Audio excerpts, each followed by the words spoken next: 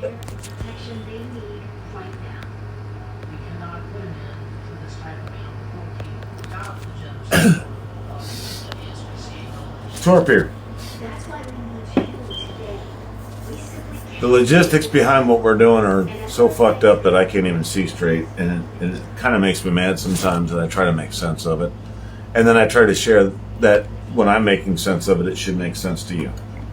Let's face it, that will never happen. What I do is I try to make sense of things in my own mind and share what I came up with and see if it applies to your world. Sometimes yes, sometimes hell no. What are you talking about? So, about the last week, I've noticed that the Diamond program, the Diamond program, 50% AR and above, you get the Diamond program. And let's face it, some of those are really badass. And when you see that plus sign, it's nothing short of, other than the fact that if it says it's not 525. In my market, it is, what the hell is that? I don't even know what it is anymore. Because see, I used to get hidden tips. 625, there could be a hidden tip. I don't get those anymore. Now it's in the Diamond program. All right, let's go here. Let's say it says 825, 1025. And that's more realistic, by the way. And it's got that plus sign. And it says, will be higher. I used to get all excited. It could have been 25 cents. Sometimes it could be $10. Blows your fucking minds. I've had one that was $30 higher. But here lately, it's not changing. It says it will be higher. Drop off complete, boom. You're like, oh, I can't wait to hit confirm. And when you hit confirm on the completed order, you're like, oh, damn! Daddy's getting new shoes, bro.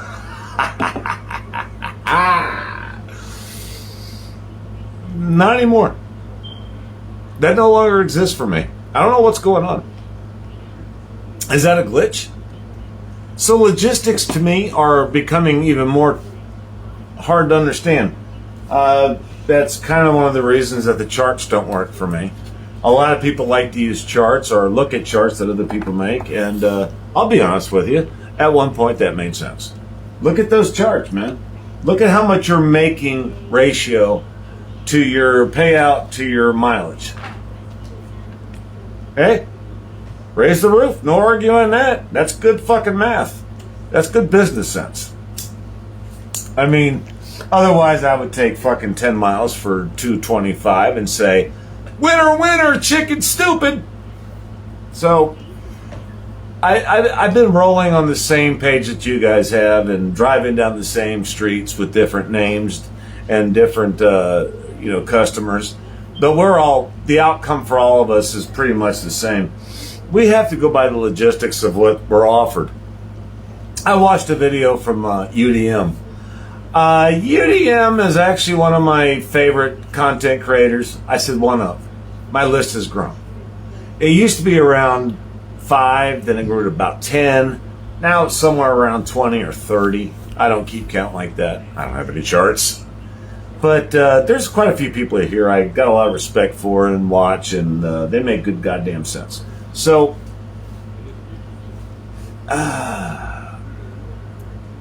the logistics are bugging me, man. They're kind of tripping me out. Well, we're spending all this time, and I said this in a previous video, and now it really makes sense. I'm glad I get to back it up with some more facts later on down the road. Well, we're doing charts and logistics about business models, and there's a channel on here, Dash Dad. I'm going to tell you right now, if I was new to this, I would go to his channel, pay all the attention in the world to him. He can help a lot of people. He really can. My problem is with experienced dashers, we're seeing something on the dark side of DoorDash. You could say all gig apps. I don't work all the gig apps. I can't speak to them, so I won't. But I can speak 110 to DoorDash. 110. I do it full time. It's a living for me. What are people going to say? I don't know. Oh, Torp, you should care. I'll ask why. No answer. Crickets. Because there is no answer why I shouldn't be doing it full time. That's an opinion from somebody that's not doing what I'm doing. So as I'm watching these videos with charts and stuff, I'm thinking, when are we going to factor in the glitches? When are we going to factor in like what DoorDash Sucks channel says? When are we going to figure that out? One of those things going to apply to the charts. Again, I'm not knocking charts. Charts are kind of what makes the world go around. That's why the CEO's sitting there and eat food delivered by DoorDash to a big catering order that somebody on the large order program delivered and got paid bank. You know, that system works. Thank God for those corporate meetings. But my question is, more importantly to the point, if we're not going to equate the glitches of DoorDash, the problems with DoorDash, into that chart, what good is going to be for anybody the chart? The chart shows you miles per money. It does. But again, that does not equate the car you're driving. You say, well, if you're going to say that it needs to be $2 a mile, $1 a mile, why? Why does it have to be $2 a mile? Why does it have to be $1 a mile? Is that the standard? And if so, for what car? For what zone? For what content creator? For what driver does that need to be the standard? Do you not believe for 1 second in your head that there's a content creator? Not a content creator. There's not one driver out there somewhere in the world that is doing it at 50 cents a mile and making a profit. It's possible, is it not? Do you know for sure? I don't either. But it sounds possible. Let me ask you a question. If I was to tell you that I would drive 100 miles a day and make $100, would you call me a sellout? Would you call me a fluffernutter? Would you call me doing it wrong, but I still made a profit? Or would you say, why not? If you're making a profit, do it. That's all fine and good. We can talk about that all day. I call that converting gasoline into cash. To each his own. It's going to be different for everybody. So I don't go by dollar per mile. I go by for what makes me profit. But the glitches are a different animal. They kind of throw a wrench into what your dollar per mile is, don't they? And there's plenty of them. I've had, well, correctly speaking, I'd say I've had about 4 in the last 4 days. I'm on the beta program with DoorDash. I thought I'd give it a holler. I don't know what's different about it. I haven't seen anything different about it, but I'm on it. But I have noticed that the glitches haven't changed. They're still coming in. And so on my Diamond program, as I got on it in the beginning, would explode. Say 625 plus, 1025 plus, and then complete the order, confirm.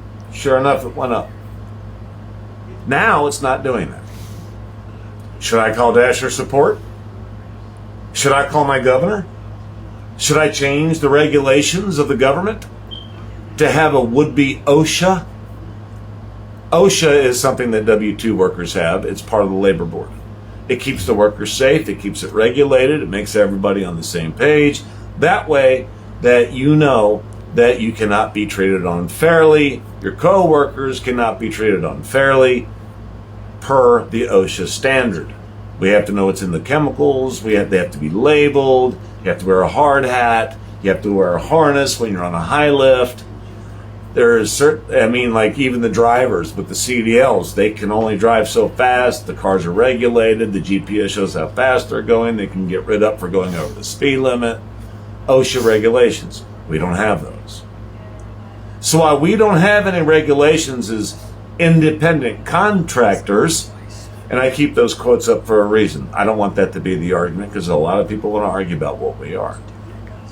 What we are is trying to figure out this system that keeps on screwing up. I'll go back to UDM for a second. He was talking to a guy in one of his lives. It was a live, but then he put up a video clip from his live. I do not call that edited, by the way. He was sharing a very special part of that live. I think that's the class act. He didn't edit that.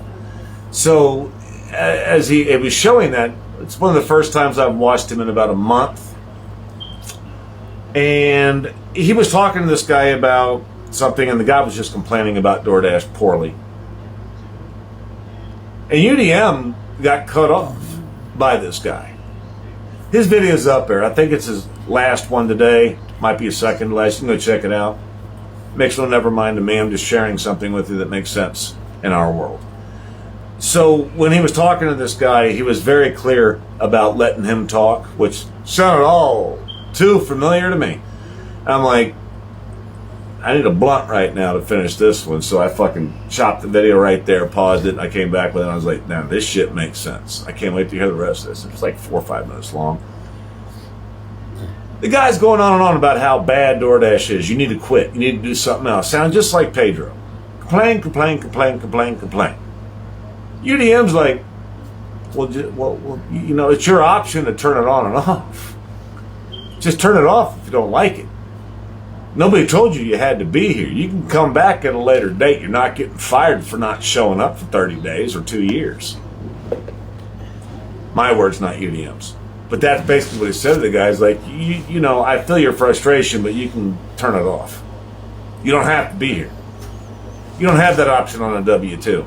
You leave for 30 days because you're mad at the boss, you're getting fired. It's called, what's that called? You left the job, basically. There's a word for it, but you left the job. You abandon your position. There it is.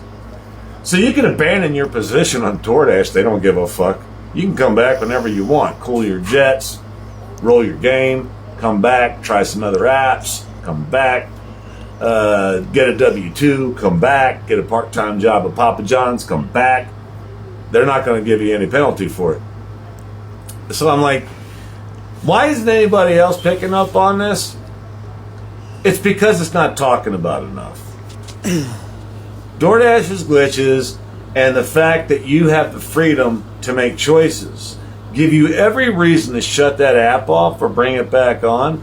But when you complain about DoorDash, you need to be more like me in some sense, to where the fact you're not complaining about DoorDash, you're complaining about the correct situation, your situation, the situation that you're going through that needs to be corrected. Kind of like I was talking about with Osho, with Dad Dash. Osho makes a lot of sense. He made a video today, and I was 100% on board with him. You see, you can't agree with everybody on every single thing that they say in a video. It's not possible. It's not going to happen. Don't hold your breath because you'll die. You will not survive the suffocation holding your breath if you think you're going to agree with everything everybody says in a video. But if you can hang on to one part of it that does make sense, you might learn something. I learned something from Dad Dash, and I also learned something from UDM. And that is that, you know, you guys do have the option to turn the app off, right, without penalty. You don't have to turn it back on. There's no reason to complain about something that's not going to affect you if you just turn it off. It's like you don't like the movie, shut it off. You don't like the TV show, turn it off. You don't like your neighbor, don't listen to him. No penalty. Watch something else. Do something else. Well, the guy that he was talking to didn't quite understand it until UDM pulled up the UTM epicness in himself and kind of shut the guy down politely, calmly, respectfully. And I thought that was epic. And I do respect that. TFT did that today. He came back up on my channel and he commented and he said something respectful. And he didn't agree with me the last time I talked to him. But when he didn't disagree with me, it was respectful. He gave me his input and I respected it. He respected it. I was on a live last night with Hot Facts with Robert Reese. It was wonderful. All my lives have been wonderful with Robert Reese. Hot Facts with Robert Reese. If you don't know him, go check him out. I just said his channel name. And the only one that wasn't wonderful is the one that Roy showed up on. The yelling started with Roy. I ended the yelling by leaving. Does that sound familiar? If you don't like it, leave. I practice what I preach. I left. Boom. So take your own advice when you're making any kind of statement about DoorDash sucks or Uber Eats sucks or gig apps suck or W-2s suck. Take your own advice. Instead of complaining about it, maybe change it. Flip it. Flip the script. Do something else. You're not going to fix the problem by complaining about it. What I do is completely different. I'm not complaining about the problem. I'm asking you if you've seen it. And if you've seen it, great. I'd like to hear about it. Throw them comments down like it's your job. Push. You know that push notification? Sorry about the noise in the background. Life goes on. That happens. But you guys get what I'm saying. So what I'm getting at is the app has glitches. I'm asking you guys, if those app glitches factor in to your income, do they factor into your budget? Do they factor into your charts? Because I haven't heard anybody talk about the app glitches, and that shit puts a dent in your money. It puts a dent in your mentality and your whole day. It could turn that 1 hour that was supposed to pop off around 20 to 30 bucks and bounce it back down to about 7 to 10. How does that factor into a chart when you don't know when the glitches are going to happen? Do you complain about the glitches, or do you try to figure out a way around them? Because as far as I know, unless you're a code writer for DoorDash, you're not going to find a way around them. My question is, instead of a chart that shows you how the system works, how about a chart that shows you what to do when you can't work? Or when it works against you? When it works against you and you have a solution to that, maybe share that. The solution is more important than the problem, isn't it? At least that's what I think. In my life, that's always been the case. I believe that if you have a solution, share that. Everybody cries, everybody moans, I'm one of them.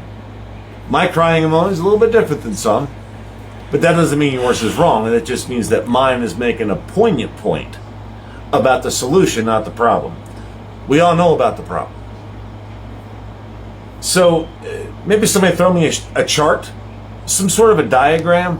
What do you do when it glitches or lies to you? And DoorDash, don't be offended. I'm not saying you lied to me. What I'm saying is that if I had a chart that said 625 will turn into this, at least at 625, I can bounce on that. But what happened to the rest of it? So now my chart's screwed up. Now I got to start my chart all over again for the month? That's a lot to suck in, man. That's a lot to digest. It's as I said in my last video, how in the hell are you supposed to fucking compensate yourself when your chart's fucked up because the app's fucked up? How are you supposed to budget your eggs, your milk, your bread, everything I said in my last video? How are you supposed to do that when you can't count on what it says to be realized after the order is complete? Now, I'm not just talking about the Diamond program. I'm talking about the app just shutting down altogether, too. When it shuts down altogether and glitches so bad that it crashes on you, you get a white screen, or it just thinks, and you get the circle, and it keeps on restarting itself, how do you run a chart on that? How do you run a fucking diagnostic on that? What are your logistics on an app crash that happens on some people on a regular basis? I would like to see somebody come up and work that problem. That would interest me a great deal. It's no different than being a gig content creator. When one of us gets it wrong in a video, people point it out, do they not? They argue with you. They tell you how fucked up you are. They tell you how straight out screwed up what you said was. That's fixing the problem. And the real content creators will tell you, yeah, I fucked that up. I made a mistake. Whoops. We just fixed a problem, didn't we? Same fucking thing. But if the content creator will not admit that they made a mistake, they will not admit that they said something wrong, you're watching a content creator that's going to send you an offer on an idea that cannot be fixed if it's wrong. And if it can't be fixed if it's wrong, why do it? If the idea is bad, that's one thing. But if the idea is good and it doesn't serve you well, that's the worst case scenario. The outcome of that has no bounds of how bad it's going to fuck you up. Number one reason I didn't go to GigCon.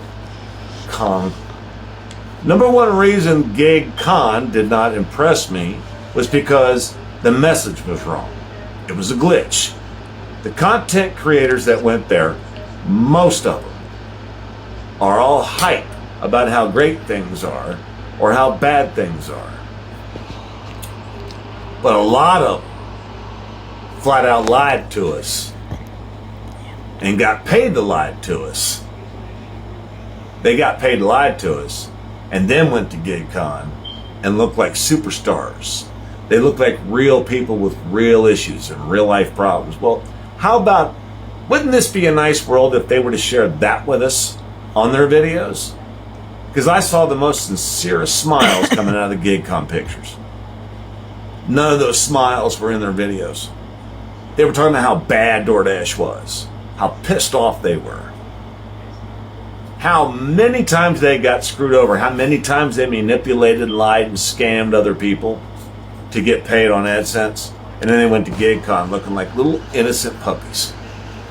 You know, some of those little innocent puppies grew up to be vicious dogs that are not trained in society to do anything but bite you in the ass, walk away, and just lick their lips with the blood that's left from your body dripping down their fucking neck, and they don't give a fuck about the victims. That could be the gig world too. That could be any gig app. Prepare to be bitten. It's going to happen. So watch out for the dog trainers. Torp out.